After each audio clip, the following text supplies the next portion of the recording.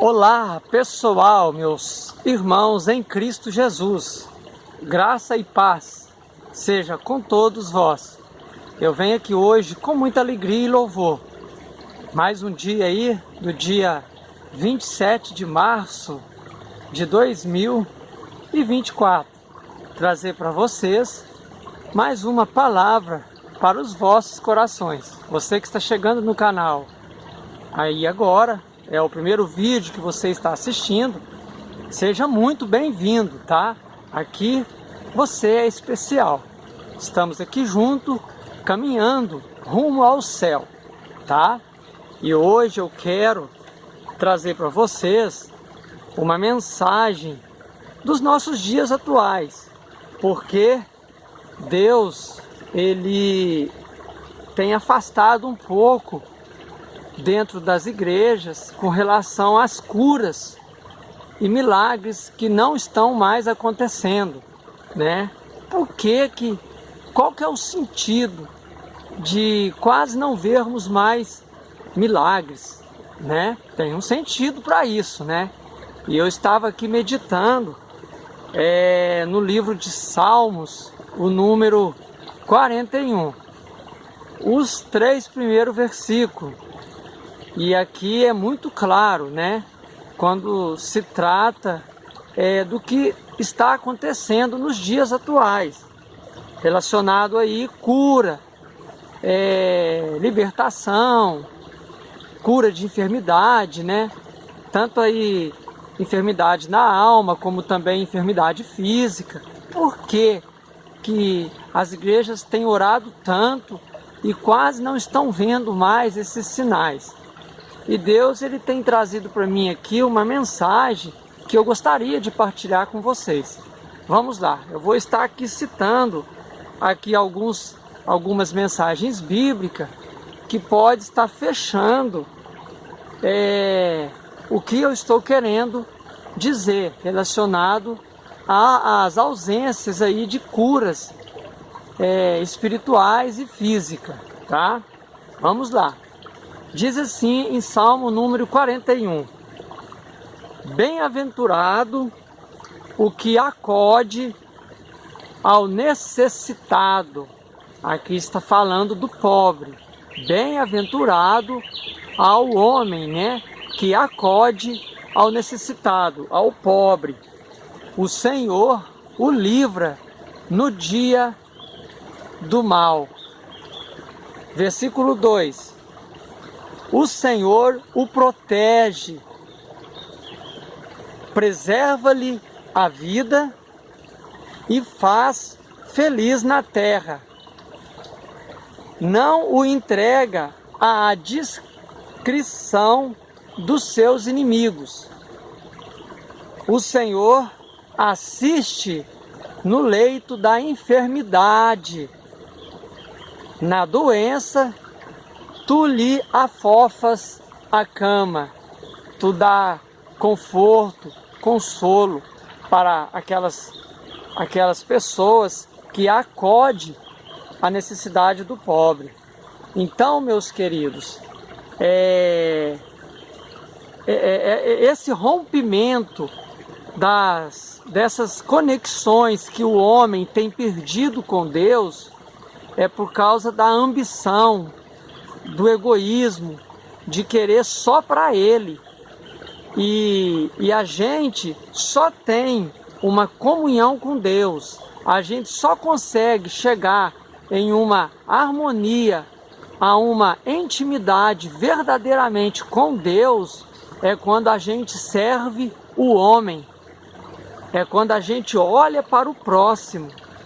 Esse é o grande sentido, porque e tem uma coisa: quando você atende ao pobre, você também não pode mostrar para a tua mão direita o que a esquerda fez, ou o que a direita fez, e a esquerda não precisa ficar sabendo, né? Aqui está falando de trombeta, de querer fazer as coisas para o próximo só para ser visto. Então isso tudo rompe a intimidade com Deus, porque servir a Deus é servir ao próximo. Esse é o grande sentido, né? E essa questão de servir ao próximo não está relacionado só em bens financeiros, não. Também a aprender a perdoar o próximo. O perdão é uma chave fortíssima para a aproximação de Deus. A pessoa que perdoa, a pessoa que assume o seu erro, ela só tem a aproximar mais de Deus, porque a maior prova de amor porque são intrínsecos. O amor e o perdão, eles caminham junto, eles são paralelos. E uma das maiores provas de amor que a gente dá para o próximo é quando a gente serve ele e o perdoa, quando ele faz algo que te magoa. Então esses são os grandes sentidos de tocar o coração de Deus. É quando você vive a sua fé no horizontal. O horizontal é eu servir ao homem, e o vertical é quando eu sirvo ao homem, eu me conecto no vertical com Deus, né? E aí eu quero estar indo agora para Provérbios, capítulo 19. Vem cá. Provérbios, capítulo 19.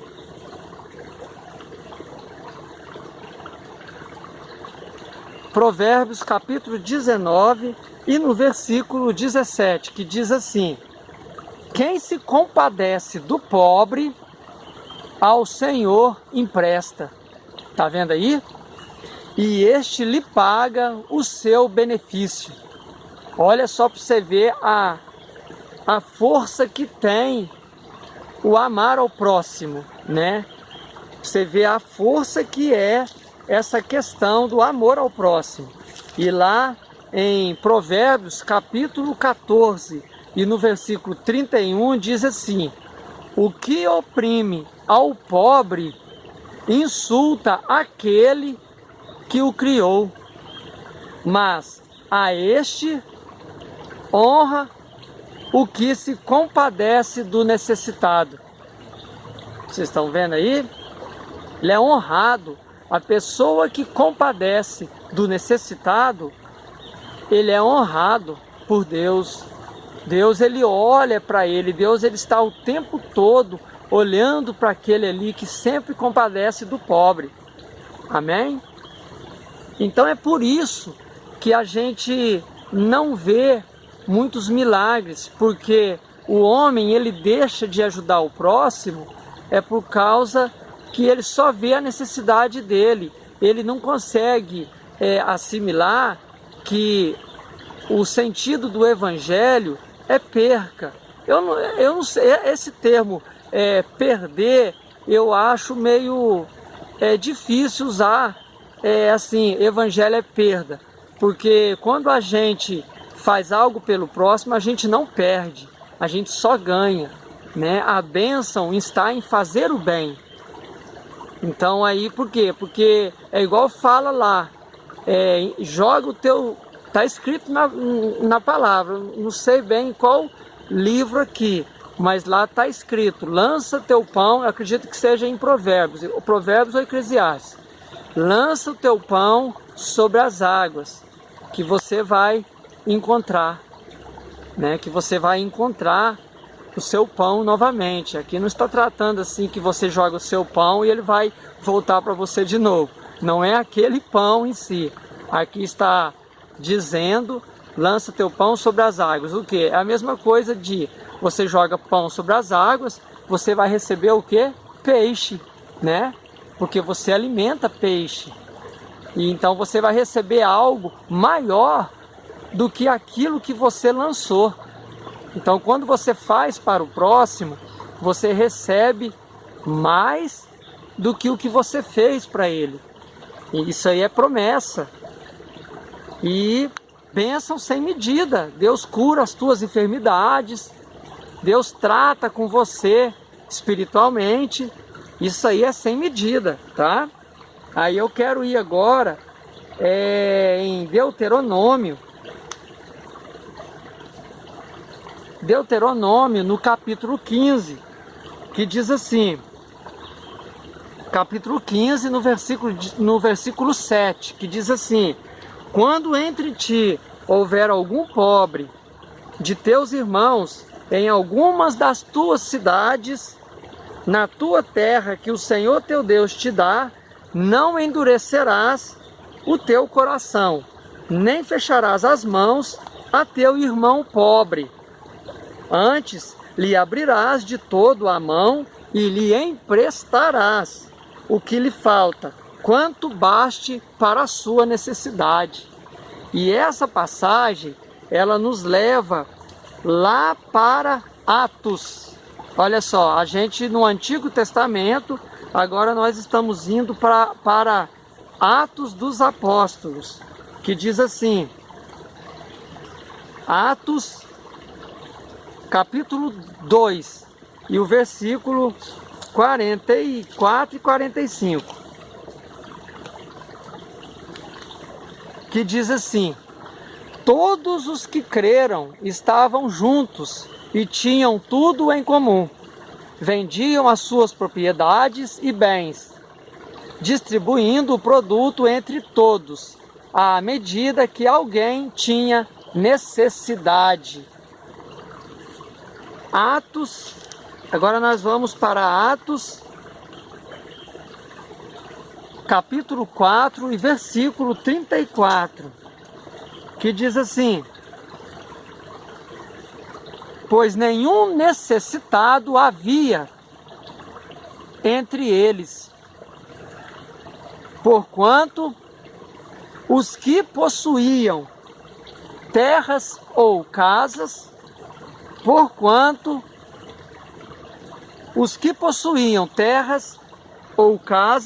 vendendo-as, traziam os valores correspondentes e depositavam aos pés dos apóstolos. Então se distribuía a qualquer um à medida que alguém tinha necessidade. É muita bênção essa questão aí de ajudar o próximo. É muita bênção. Deus, Ele nos abençoa com ricas e infinitas bênçãos, livrando-nos até de enfermidades, e nos consolando no dia da enfermidade. Além de nos livrar e nos sarar, nos curar das enfermidades, Ele ainda nos conforta. Essa questão aí de fazer para o próximo, Jesus falou muito. Jesus veio pregar o amor ao próximo, quanto mais ao necessitado entre nós. E eu quero fechar aqui em Lucas, no Evangelho de Lucas, no capítulo 4, e no versículo 18.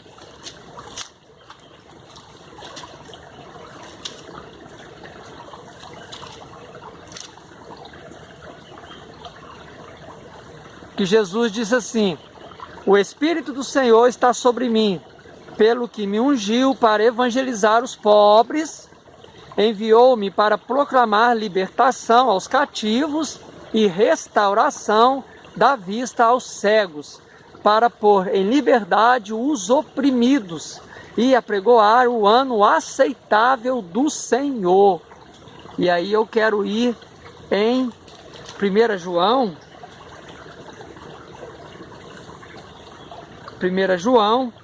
no capítulo 3, 1 João, as epístolas, no capítulo 3 e no versículo 17, que diz assim, isso aqui é sério, tá? 1 João, capítulo 3 e o verso 17, que está escrito assim: ora, aquele que possuir recursos deste mundo e vir a seu irmão padecer necessidade e fechar-lhe o seu coração, Como pode permanecer nele o amor de Deus? Aqui fecha, tá? Aqui fecha tudo o que eu estou tentando trazer aqui neste conteúdo. Aqui fecha esse contexto do que eu estou querendo tratar. Fecha com essa pergunta: aquele que tem pode fazer por alguém e não faz, como pode permanecer nele o amor de Deus? Pode? Aquele que tem para fazer e não faz, pode permanecer nele o amor de Deus? Não é eu que estou perguntando, é a Bíblia, é a palavra de Deus que está perguntando. Pode permanecer nele o amor de Deus? Porque pecado não é só aquilo que está à minha mão para fazer e eu não faço. Pecado também é aquilo que eu deixo de fazer quando eu posso fazer, ou também de coisas que eu não posso fazer e faço. Então existe aí duas maneiras de enxergar os atos pecaminosos. É aquilo que eu estou à mão para fazer e não faço, e aquilo que eu não posso fazer, que é pecado fazer, eu vou lá e faço. Então, meus queridos, o maior sentido hoje de Deus estar mais afastado da humanidade, de nós não vermos tantos sinais de milagres, tanto de cura, está voltado porque não atendemos aos necessitados. O homem, quanto mais ele recebe, mais ele quer ter. O Deus Mamon, o Deus do dinheiro, é terrível, é terrível. Ele coloca o homem a ponto dele o idolatrar o próprio dinheiro. O dinheiro ele passa a ser patrão da pessoa e não servo. O dinheiro ele veio para nos servir. O dinheiro é para ser um bom servo e não um mau patrão, que acontece em muitas das vezes em nosso meio. Porque quanto mais a pessoa tem, mais ela quer ter. Então ela não se compadece do necessitado. E isso tudo acontece de não fazer pelo necessitado por falta de avivamento, por falta de não conhecer as escrituras sagradas. Que isso acontece. É a ausência do avivamento. É a ausência de mim não conseguir entender o Evangelho. Porque hoje o Evangelho ele tem se tornado mais doutrina do que novidade de vida. O Evangelho ele é nova vida, né? Ele é uma nova maneira de viver. Ele tem sido mais, as pessoas têm vivido o Evangelho mais de forma doutrinária do que verdadeiramente deixado o Evangelho viver dentro dele, né? Porque no Evangelho é novidade de vida. O Evangelho, ele não é religião. O Evangelho é eu permitir que as palavras de Deus, ele viva em mim. Não adianta nada eu ficar carregando a Bíblia debaixo do braço, chega lá no culto, nem a Bíblia mais você abre, porque você tem um celular. Você tem que sentir esse livro com você e praticar o que está nele. Não é só andar com ele como você anda com a sua carteira e com a sua bolsa. Ele tem que fazer sentido na sua vida, dentro do seu coração. A palavra de Deus ela é a manifestação de Jesus Cristo. De Gênesis ao Apocalipse, a gente é manifestado a pessoa de Jesus em cada livro. Então, este livro, ele é para nós vivermos ele. Não adianta você chegar no culto com a Bíblia e você chega lá, em vez de abrir a Bíblia, você abre o teu celular, ou você olha para o telão da igreja e você vai seguir a palavra de Deus no telão da igreja. Qual o sentido então de você andar com a Bíblia? A Bíblia tem que ter sentido na sua vida. não é só de carregar ela, né? É de poder viver o que está nela. Amém? E é importante conhecer o Novo Testamento, começando aí de Mateus até Apocalipse, que mostra aí o momento da graça em que Jesus ele veio entre nós e ele veio para nos ensinar. Eu deixo aqui esta mensagem riquíssima em nome de Jesus, tá bom? Então a gente tem que olhar a Deus no próximo e aí no vertical, que é o homem e Deus, Deus nos atende. Quando o nosso alvo é o próximo, através de Cristo Jesus, por meio de Cristo Jesus, nós olhando para o próximo, o vertical, Deus cuida.